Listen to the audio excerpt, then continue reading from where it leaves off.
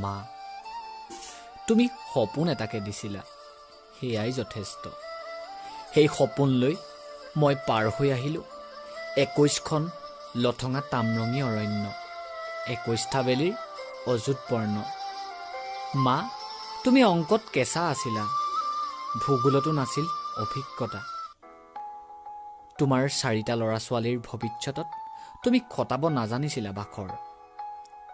দেউতাৰ অভাৱৰ পৃথিৱীত দিন যাপন কৰি তুমি হৈ উঠিছিলা ৰুক্ষ কৰ্কশ। তুমি মৰমীয়াল আছিলা আৰু সন্দেহপৰায়ণা। তুমি আকাংক্ষী আছিলা আৰু যন্ত্ৰণাদগ্ধ। তুমি সৰু কথাতে হৈচৈ কৰি উঠিছিলা আৰু কলিজাৰ বেমাৰত ভুগিছিলা। তথাপি তুমি মোৰ সপোন এটাকে দিছিলা, জীৱন নামৰ। তাৰ বাবে মই কৃতজ্ঞ তোমাৰ ওচৰত।